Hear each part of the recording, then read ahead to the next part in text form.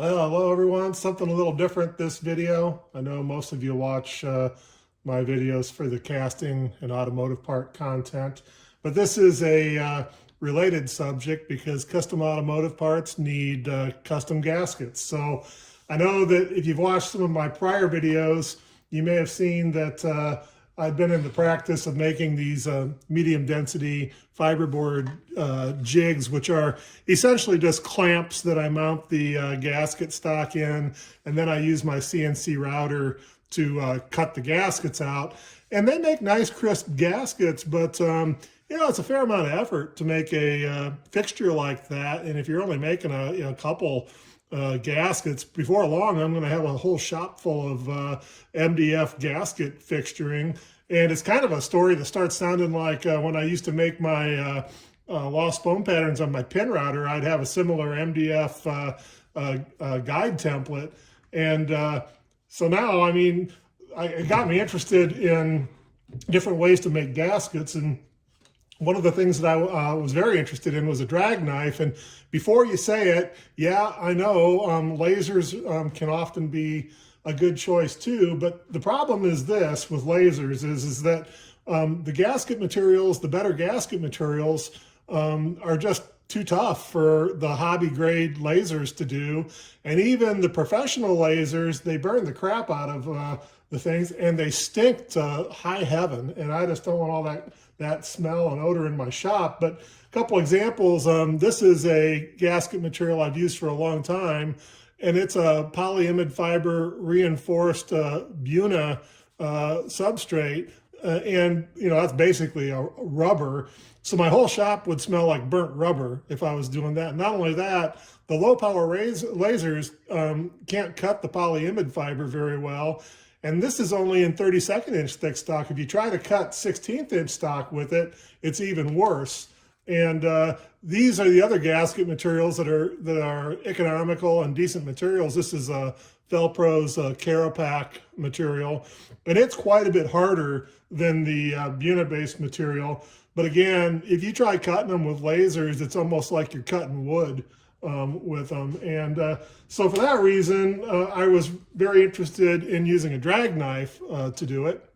And I did it, and it was surprisingly easy. And though for sure I'm no expert, that's kind of the point of the video is that I don't have much invested time. I mean, other than making this vacuum platen here, which we'll talk about more, but basically what the vacuum platen becomes is a universal holding fixture for gasket sheet stock.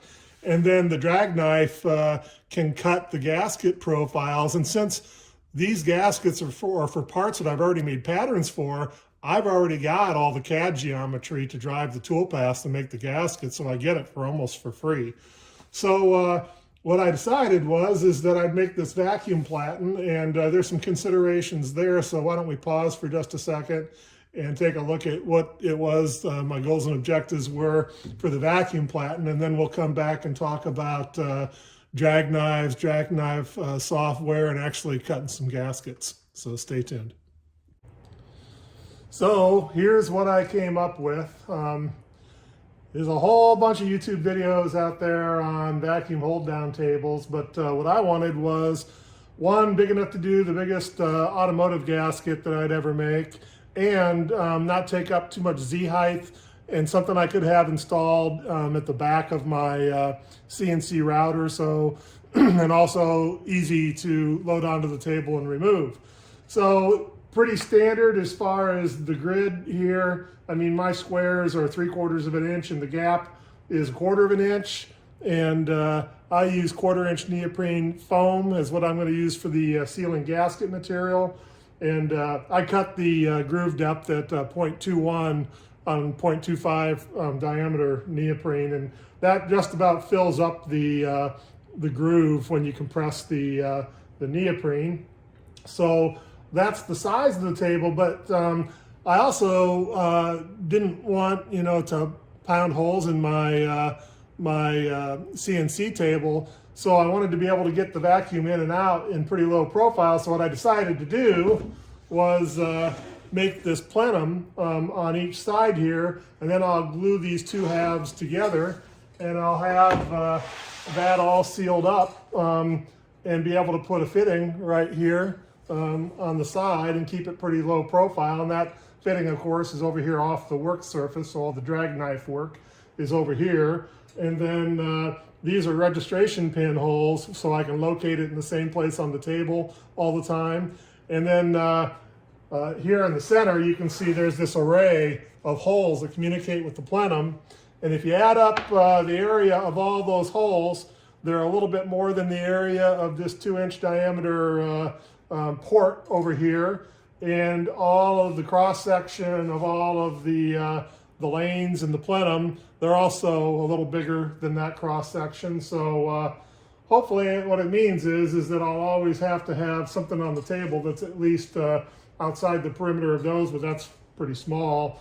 And it still, you know, looks at the rest of the table pretty good. So to use it, I'll hook up vacuum to it, and then I'll have a piece of 1/4-inch medium density fiberboard that I won't finish and seal, and I'll just put that on the top of there or any size within where I lay out the O-ring seal on there. So that's the plan anyway, and I'll glue this together. And before I do glue it together, I mean, everybody, if you don't know, I mean, you should know if you watch any of the other videos, when you use medium density fiberboard for your vacuum table, you've got to seal it up because the stuff's so porous, you can pull air right through it and you'll never pull vacuum. So I'll seal this up with shellac and polyurethane varnish, glue it together, and then I'll seal the entire exterior up with the same.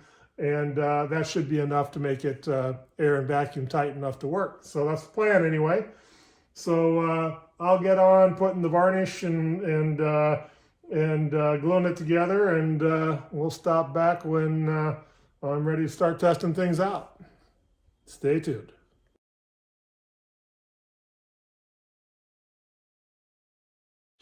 So with all that in mind, you know, I had to sneak a lost foam casting in here somehow. So yeah, I made a compact elbow, cast aluminum elbow, so I could just shove my shop vac hose into it. And you'll also get out on the internet, you can't use a shop vac for a vacuum source because you'll burn the motor up. And that's not true if you use a wet-dry vac, because wet-dry shop vacs have a separate cooling source for the motor, and they don't use the air, the vacuum source air, as a means of cooling. So as long as you use a wet-dry shop vac, it should be plenty good. But I decided that after the effort of making the vacuum platen and sealing it up, because you do have to seal up the medium density fiberboard, that I wanted to use a spoil board to preserve that surface. And it's important that you get the vacuum platen in your outer table trammed really well, because if there's big differences in the height of the board to your cutter, that's how much you have to overcut the gasket by in order to make sure that you get through it. So there's a bunch of chatter out on the internet about how vacuum or how porous medium density fiberboard was and how you can just suck air right through it and whatnot. And I'll tell you, I tried, and this is 1/4-inch MDF, and I sealed the edges, I sanded the surface to get through the resin layer, and I could hold paper, but the holding force was so small compared to this pegboard, which I had scouted before I made the vacuum platen. And I did that because I had the foresight to lay out the grid pattern for distributing the vacuum on my vacuum platen on the same centers as the pegboard. And this pegboard here has 1/4-inch holes on 1-inch centers in a square pattern. And I can buy a piece of it for $8 that I can make 2 spoil boards out of. And a spoil board will last me a long time. But I place it, one side's melamine and the other side is this kind of coarse fabric weave texture. And I place it with the melamine side down because it seals really well against the gasket. And also because the fabric weave on top helps distribute the vacuum to the area between the holes. And the holding force of this is, I mean, it's got to be 10 times, maybe more, than what it is trying to suck through particle board. And it's cheap, so that's what I've decided to use. I'd say the only downside of it is the tolerance on the thickness of it it probably varies plus or minus 5 or maybe even 10 thousandths at the worst. I haven't checked it across the whole size of the part. But if you've got a large gasket surface that you're cutting on, that matters because it's extra tolerance that you have to provide for in your depth of cut. If you're cutting small gaskets, it doesn't matter much because the tramming error over a small area isn't much. But I'll say this, the smaller the piece of gasket you're trying to hold down with vacuum, the less the overall hold down force is. And if you're using a small scrap, you might just have to tape it down to the spoil board anyway. But what I do is I can place any size piece of gasket stock I want to on here, and I just lay plastic film over all the holes for the rest. And it's great. I mean, I just cut a piece off a roll of gasket stock, put it on there, and go to town. So with all that in mind, let's go to the CAD software because there's oodles of CAD software out there. I use CamBam, and we'll have a quick discussion about the drag knife plugin for at least for CamBam and what similar software is offered to produce the drag knife paths for G-code.